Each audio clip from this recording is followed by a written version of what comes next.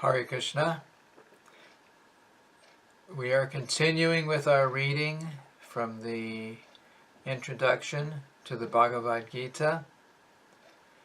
This is part 2. The Bhagavad Gita, as it is, was written by His Divine Grace, A.C. Bhaktivedanta Swami Prabhupada, and published by the Bhaktivedanta Book Trust. When we are materially contaminated, we are called conditioned. False consciousness is exhibited under the impression that I am a product of material nature. This is called false ego. One who is absorbed in the thought of bodily conceptions cannot understand his situation. Bhagavad Gita was spoken to liberate one from the bodily conception of life, and Arjuna put himself in this position in order to receive this information from the Lord. One must become free from the bodily conception of life. That is the preliminary activity for the transcendentalist. One who wants to become free, who wants to become liberated, must first of all learn that he is not this material body. Mukti, or liberation, means freedom from material consciousness. In the Srimad Bhagavatam, also, the definition of liberation is given. Muktir hitvan yata rupang swarupena vyavastitaha. Mukti means liberation from the contaminated consciousness of the material world and situation in pure consciousness. All the instructions of Bhagavad Gita are intended to awaken this pure consciousness, and therefore we find at the last stage of the Gita's instructions that Krishna is asking Arjuna whether he is now in purified consciousness. Purified consciousness means acting in accordance with the instructions of the Lord. This is the whole sum and substance of purified consciousness. Consciousness is already there because we are part and parcel of the Lord. But for us, there is the affinity of being affected by the inferior modes. But the Lord, being the Supreme, is never affected. That is the difference between the Supreme Lord and the small individual souls.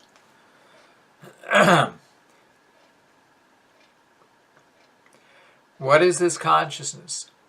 This consciousness is I am. Then what am I? In contaminated consciousness, I am means, quote, I am the Lord of all I survey. I am the enjoyer, end quote. The world revolves because every living being thinks that he is the Lord and Creator of the material world. Material consciousness has two psychic divisions. One is that I am the Creator, and the other is that I am the enjoyer. But actually, the Supreme Lord is both the Creator and the enjoyer, and the living entity, being part and parcel of the Supreme Lord, is neither the Creator nor the enjoyer, but a cooperator. He is the created and the enjoyed. For instance, a part of a machine cooperates with the whole machine. A part of the body cooperates with the whole body. The hands, legs, eyes, and so on are all parts of the body, but they are not actually the enjoyers. The stomach is the enjoyer. The legs move, the hands supply food, the teeth chew, and all parts of the body are engaged in satisfying the stomach, because the stomach is the principal factor that nourishes the body's organization. Therefore, everything is given to the stomach. One nourishes the tree by watering its root, and one nourishes the body by feeding the stomach. For if the body is to be kept in a healthy state, then the parts of the body must cooperate to feed the stomach. Similarly, the Supreme Lord is the enjoyer and the creator, and we, as subordinate living beings, are meant to cooperate to satisfy him. This cooperation will actually help us, just as food taken by the stomach will help all other parts of the body. If the fingers of the hand think that they should take the food themselves instead of giving it to the stomach, then they will be frustrated. The central figure of creation and of enjoyment is the Supreme Lord, and the living entities are cooperators. By cooperation, they enjoy. The relation is also like that of the master and the servant. If the master is fully satisfied, then the servant is satisfied. Similarly, the Supreme Lord should be satisfied.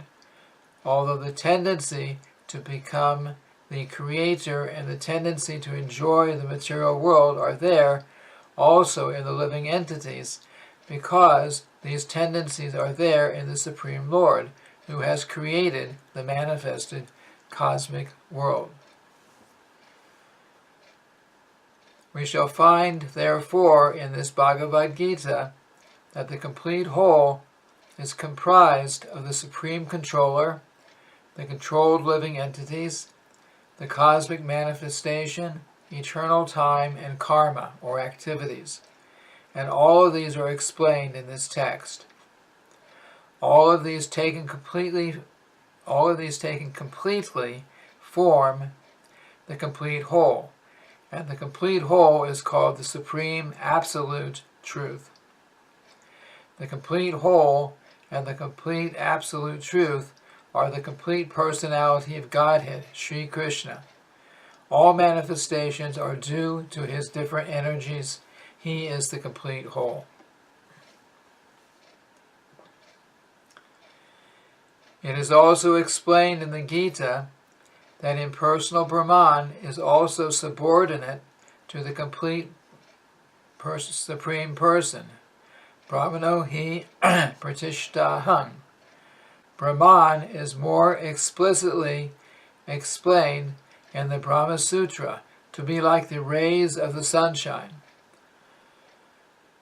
The impersonal Brahman is the shining rays of the Supreme Personality of Godhead. Impersonal Brahman is incomplete realization of the Absolute Whole, and so also is the conception of Paramatma. In the 15th chapter, it shall be seen that the Supreme Personality of Godhead, Purushottama, is above both impersonal Brahman and the partial realization of Paramatma. The Supreme Personality of Godhead is called Sat-Chit Ananda Vigraha. The Brahma Samhita begins in this way: Ishwar Parama Krishna Sat-Chit-Ananda Vigraha Anadir Adir Govinda Sarvakarana Karanam.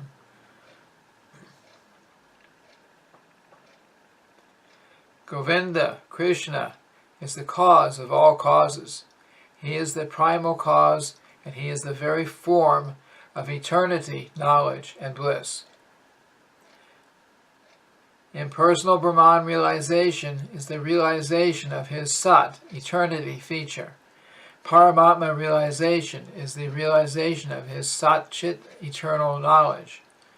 But realization of the personality of Godhead, Krishna, is realization of all the transcendental features, Sat, Chit, and Ananda, eternity, knowledge, and bliss, in complete Vigraha form. People with less intelligence consider the Supreme Truth to be impersonal, but he is a transcendental person, and this is confirmed in all Vedic literatures. Nityo Nityanam Chaitanas Chaitananam, from the Katha Upanishad 2.2.13.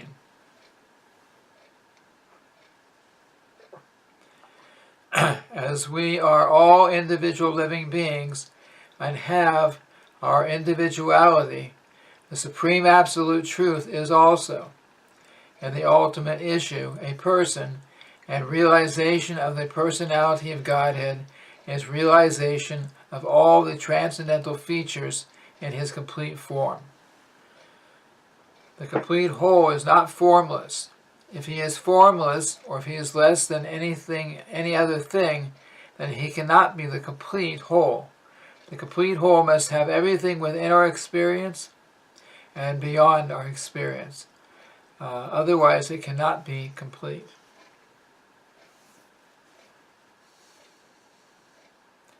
The complete whole, the personality of Godhead, has immense potencies. Parasya Shaktir Vividai Vishruyate. How Krishna is acting in different potencies is also explained in the Bhagavad Gita. This phenomenal world, or material world, in which we are placed is also complete in itself, because the 24 elements of which this material world is a temporary manifestation, according to Sankhya philosophy, are completely adjusted to produce complete resources which are necessary for the maintenance and subsistence of the universe. There is nothing extraneous, nor is there anything needed. This manifestation has its own time fixed by the energy of the Supreme Whole, and when its time is complete, these temporary manifestations will be annihilated by the complete arrangement of the complete. There is complete facility for the small complete units, namely the living entities, to realize the complete, and all sorts of incompleteness are experienced due to incompatible knowledge of the complete. So Bhagavad Gita contains the complete knowledge of Vedic wisdom. All Vedic knowledge is infallible, and Hindus accept Vedic knowledge to be complete and infallible. For example, cow dung is the stool of an animal, and according to Smriti, or Vedic injunction, if one touches the stool of an animal, he has to take a bath to purify himself. But in the Vedic scriptures, cow dung is considered to be a purifying agent. One might consider this to be contradictory, but it is accepted because it is Vedic injunction. And indeed, by accepting this, one will not commit a mistake. Subsequently, it has been proved by modern science that cow dung contains all antiseptic properties. So Vedic knowledge is complete because it is above all doubts and mistakes, and Bhagavad Gita is the essence of all Vedic knowledge. Vedic knowledge is not a question of research. Our research work is imperfect because we are researching things with imperfect senses. We have to accept perfect knowledge, which comes down, as is stated in Bhagavad Gita, by the Parampara, disciplic succession. We have to receive knowledge from the proper source in disciplic succession, beginning with the Supreme Spiritual Master, the Lord Himself, and handed down to a succession of spiritual masters. Arjuna, the student who took lessons from Lord Sri Krishna, accepts everything that he says without contradicting him. one is not allowed to accept one portion of the Bhagavad Gita and not another. No, we must accept Bhagavad Gita without interpretation, without deletion, and without our own whimsical participation in the matter. The Gita should be taken as the most perfect presentation of Vedic knowledge. Vedic knowledge is received from the transcendental sources, and the first words were spoken by the Lord himself. The words spoken by the Lord are called Aparushaya, meaning that they are different from words spoken by a person of the mundane world who is infected with 4 defects. A mundaner, 1, is sure to commit mistakes, 2, is invariably illusioned, 3, has the tendency to cheat others, and 4, is limited by imperfect senses. With these 4 imperfections, one cannot deliver perfect information of all-pervading knowledge.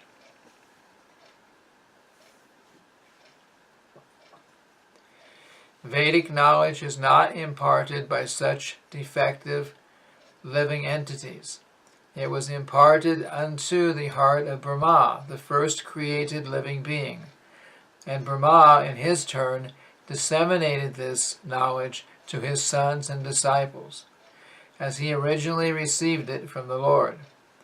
The Lord is Purnam, all perfect, and there is no possibility of his becoming subjected to the laws of material nature. One should therefore be intelligent enough to know that the Lord is the only proprietor of everything in the universe, and that he is the original creator, the creator of Brahma.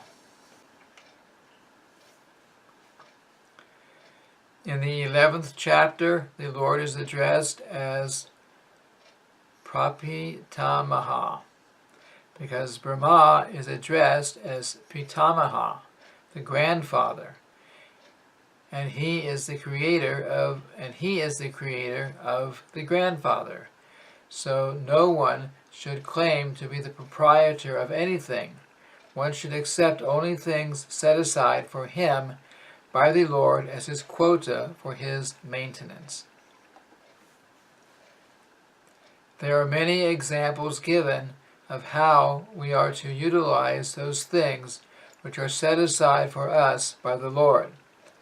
This is also explained in the Bhagavad Gita.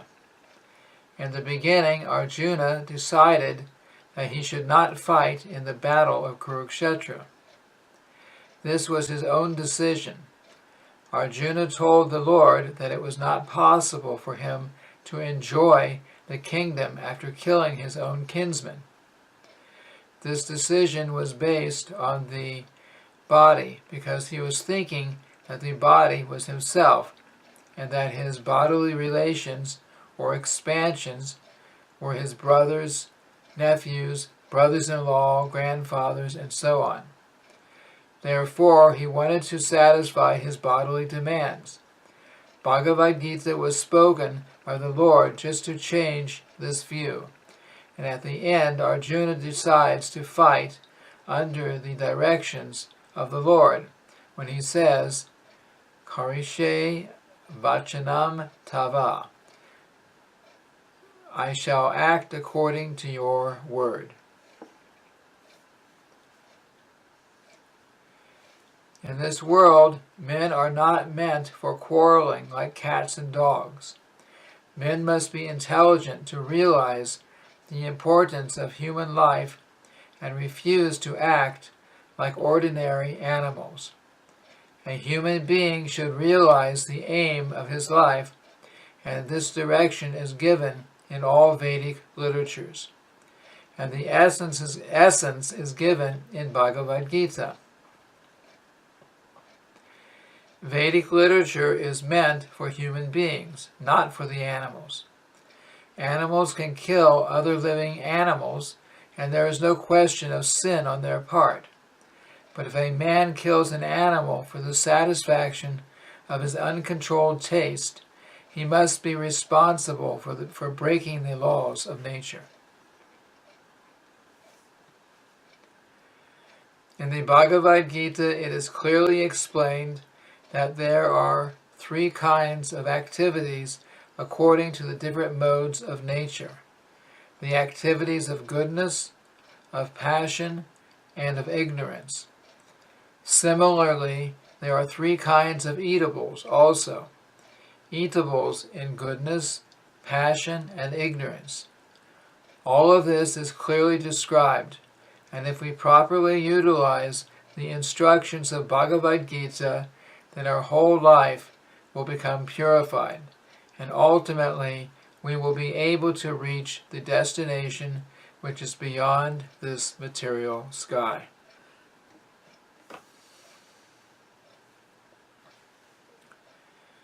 That destination is called Sanatana sky, the eternal spiritual sky. Yad gatva na nivartante dhamma paramang mama. In this material world, we find that everything is temporary. It comes into being, stays for some time, produces some byproducts, dwindles, and then vanishes. That is the law of the material world. Whether we use as an example this body, or a piece of fruit, or anything. But beyond this temporary world, there is another world of which we have information. That world consists of another nature, which is Sanatana, eternal. The Jiva is also described as Sanatana, eternal, and the Lord is also described as Sanatana in the 11th chapter. We have an intimate relationship with the Lord, and because we are all qualitatively one, the Sanatana Dham, or sky, the Sanatana Supreme Personality, and the Sanatana living entities, the whole purpose of Bhagavad Gita is to revive our Sanatana occupation, or Sanatana Dharma, which is the eternal occupation of the living entity.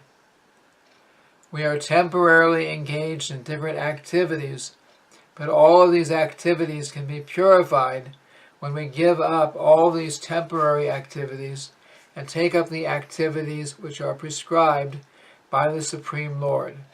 That is called pure life.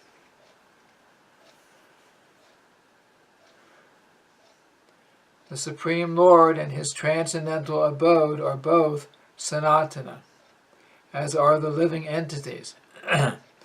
And the combined association of the Supreme Lord and the living entities and the Sanatana abode is the perfection of human life. The Lord is very kind to the living entities because they are his sons. Lord Krishna declares in the Bhagavad Gita, Sarva Yonishu Ahang Bija Pradapita, quote, I am the father of all, end quote. Of course, there are all types of living entities according to their various karmas. But here, the Lord claims that he is the father of all of them. Therefore, the Lord descends to reclaim all these fallen conditioned souls, to call them back to the Sanatana, eternal sky, so that the Sanatana living entities may regain their eternal Sanatana positions in eternal association with the Lord. The Lord comes himself in different incarnations, or he sends his confidential servants as sons, or his associates, or acharyas, to reclaim the conditioned souls.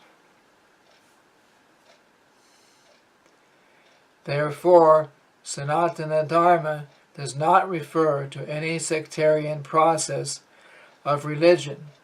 It is the eternal function of the eternal living entities in relationship with the eternal Supreme Lord.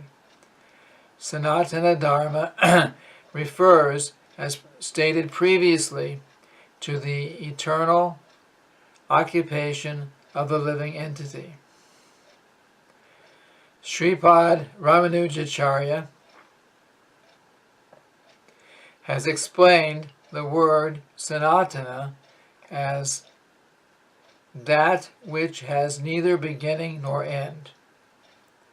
So when we speak of Sanatana Dharma, we must take it for granted on the authority of Sripad Ramanujacharya that it has neither beginning nor end.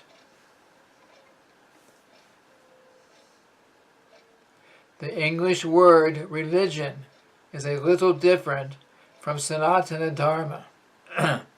Religion conveys the idea of faith, and faith may change. One may have faith in a particular process, and he may change his faith and adopt another. But Sanatana Dharma refers to that activity which cannot be changed. For instance, liquidity cannot be taken from water, nor can heat be taken from fire. Similarly, the eternal function of the eternal living entity cannot be taken from the living entity. Sanatana Dharma is eternally integral with the living entity.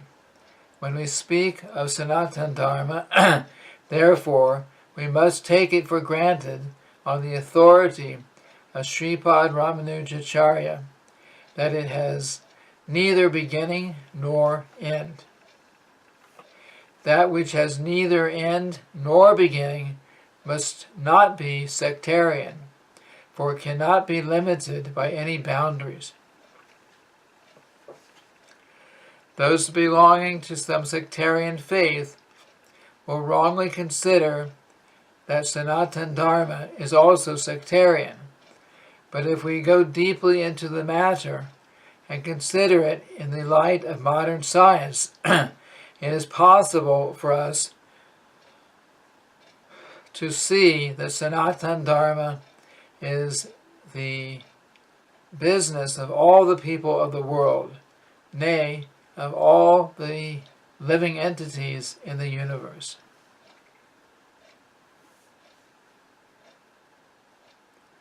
Non-Sanatan religious faith may have some beginning in the annals of human history, but there is no beginning to the history of Sanatana Dharma because it remains eternally with the living entities. Insofar as the living entities are concerned, the authoritative Shastras state that the living entity has neither birth nor death. In the Gita it is stated that the living entity is never born and he never dies. He is eternal and indestructible, and he continues to live after the destruction of this temporary material body. In reference to the concept of Sanatana Dharma, we must try to understand the concept of religion from the Sanskrit word, or the Sanskrit root meaning of the word. Dharma refers to that which is constantly existing with a particular object. We conclude that there is heat and light along with fire. Without heat and light, there is no meaning to the word fire. Similarly, we must discover the essential part of the living being, that part which is his constant companion. That constant companion is his eternal quality, and that eternal quality is his eternal religion.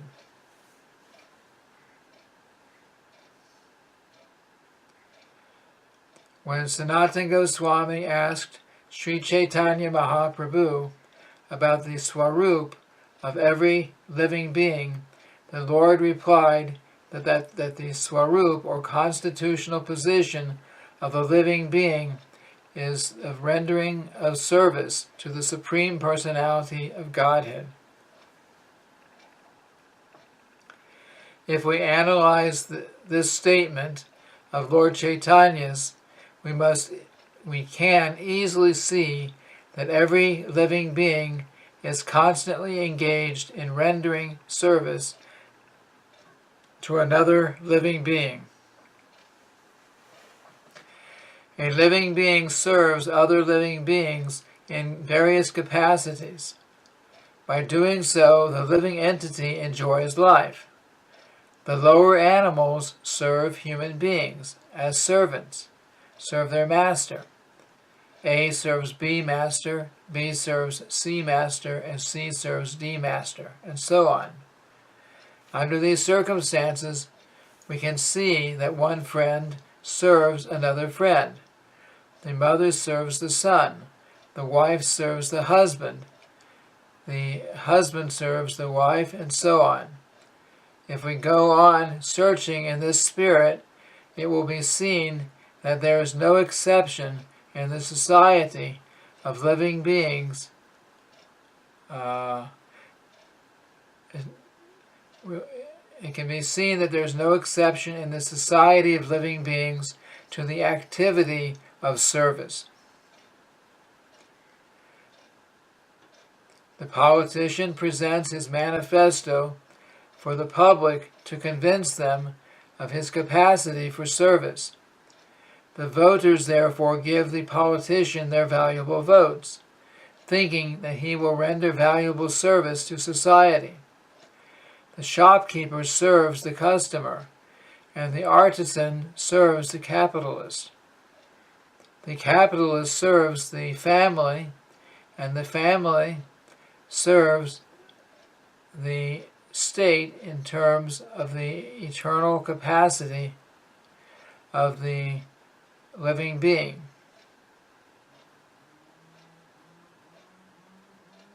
In this way, we can see that no living being is exempt from rendering service to other living beings, and therefore we can safely conclude that service is the constant companion of the living being, and that the rendering of service is the eternal religion of the living being. Yet man professes to belong to a particular type of faith with reference to a particular time and circumstance, and thus claims to be a Hindu, Muslim, Christian, Buddhist, or an adherent of any other sect. Such designations are non-Sanatana Dharma. A Hindu may change his faith to become a Muslim, and a Muslim may change his faith to become a Hindu, or a Christian may change his faith, and so on. But in all circumstances, the change of religious faiths does not affect the eternal occupation of rendering service to others. The Hindu, Muslim, or Christian, in all circumstances, is a servant of someone. Thus, to profess a particular type of faith is not to profess one's Sanatana Dharma. The rendering of service is Sanatana Dharma. Factually, we are related to the Supreme Lord in service.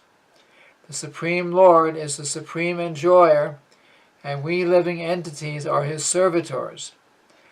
We are created for his enjoyment.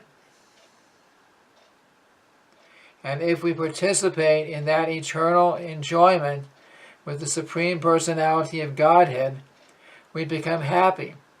We cannot become happy otherwise. It is not possible to be happy independently, just as no one part of the body can be happy without cooperating with the stomach.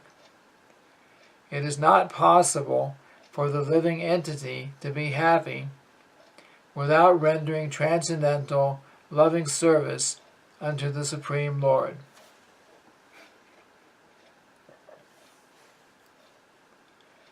In the Bhagavad Gita, worship of different demigods or rendering service to them is not approved. It is stated in the 7th chapter, 20th verse. Kamaistaista hrityagana prapajante nyadevataha tang tang niyama astaya prakritya niyata swaya. Quote, those whose intelligence has been stolen by material desires surrender unto the demigods and follow the particular rules and regulations of worship according to their own natures. End quote. Here it is plainly said that those who are directed by lust worship the demigods and not the Supreme Lord Krishna. When we mention the name Krishna, we do not refer to any sectarian name. Krishna means the highest pleasure, and it is confirmed that the Supreme Lord is the reservoir or storehouse of all pleasure. We are all hankering for pleasure. Ananda Mayo Vyasat, from the Vedanta Sutra 1.1.12. The living entities, like the Lord, are full of consciousness, and they are after happiness. The Lord is perpetually happy, and if the living entities associate with the Lord, cooperate with Him, and take part in His association, then they also become happy. The Lord descends to this mortal world to show His pastimes in Vrindavan, which are full of happiness.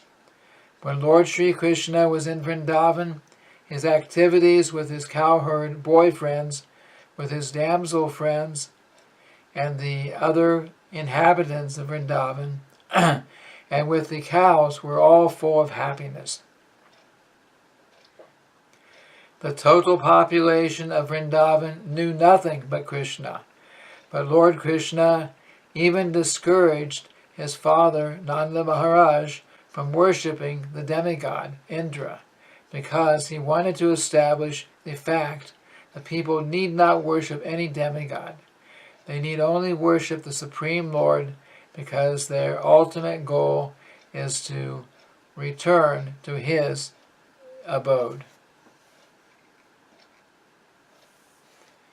The abode of Lord Sri Krishna is described in the Bhagavad Gita, 15th chapter, 6th verse.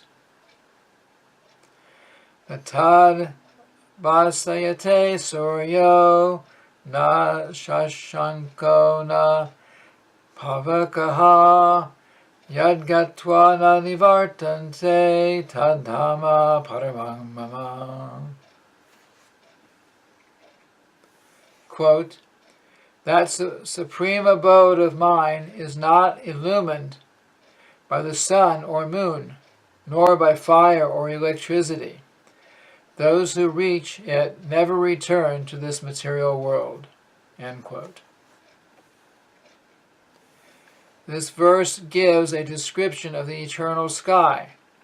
Of course, we have a material conception of the sky, and we think of it in relationship to the sun, moon, stars, and so on. But in this verse, the Lord states that in the eternal sky there is no need for the sun, nor for the moon, nor for electricity or fire of any kind, because the spiritual sky is already illuminated by the Brahmajyoti, the rays emanating from the Supreme Lord.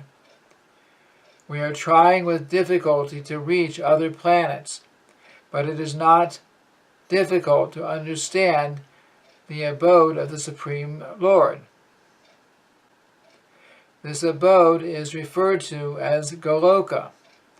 In the Brahma Samhita, chapter 5, verse 37, it is beautifully described. Goloka eva nivashyadika akilat babhuta. The Lord resides eternally in His abode, Goloka. Yet he can be approached from this world. And to this end, the Lord comes to manifest his real form, Satchidananda Vigraha. When he manifests this form, there is no need for our imagining what he looks like. To discourage such imaginative speculation, he descends and exhibits himself as he is, as Shyamasundar. Unfortunately, the less intelligent deride him because he comes as one of us and plays with us as human beings. But because of this, we should not consider the Lord one of us. It is by his omnipotency that he presents himself in his real form before us and displays his pastimes, which are replicas of those pastimes found in his abode. In the effulgent rays of the spiritual sky, there are innumerable planets floating. The Brahmajyoti emanates from the spiritual abode, Krishnaloka, and the Anandamaya Chinmaya planets, which are not material, float in those rays. The Lord says, Na tad vasayate suryo, na shashanko, na pavakaha, yadgatva na nivartante tadtama paramang mama. One who can approach that spiritual sky is not required to descend again to the material sky. In the material sky, even if we approach the highest planet, Brahmaloka, or to speak of the moon, we will find the same conditions of life, namely birth, death, disease, and old age. No planet in this material universe is free from these four principles of material existence. The living entities are traveling from one planet to another, but it is not that we can go to any planet we like merely by a mechanical arrangement. If we desire to go to other planets, there is a process for going there. This is also mentioned. Yanti Deva Vrata Devan Pitrin Yanti Pitri Vrataha. No mechanical arrangement is necessary if we want interplanetary travel. The Gita instructs, Yanti Deva Vrata Devan. The moon, the sun, and higher planets are called Swargaloka. There are three different statuses of planets, higher, middle, and lower planetary systems. The Earth belongs to the middle planetary system. Bhagavad Gita informs us how to travel to the higher planetary systems, Devaloka, with a very simple formula, Yanti Deva Vrata Devan. One need only worship the particular demigod of that particular planet, and in that way go to the moon, or the sun, or any of the other planetary systems. Yet Bhagavad Gita does not advise us to go to any of the planets in the material world, because even if we go to Brahmaloka, the highest planet, through some sort of mechanical contrivance, we may be traveling for 40,000 years, and who would live that long? We will still find the material inconveniences of birth, death, disease, and old age. But one who wants to approach the supreme planet, Krishnaloka, or any other planet within the spiritual sky, will not meet with these material inconveniences. Amongst all of the planets in the spiritual sky, there is one supreme planet called Goloka Vrindavan. The original planet in the abode of the original personality of Godhead Sri Krishna. All of this information is given in the Bhagavad Gita, and we are given through its instruction information how to leave the material world and begin a truly blissful life in the spiritual world.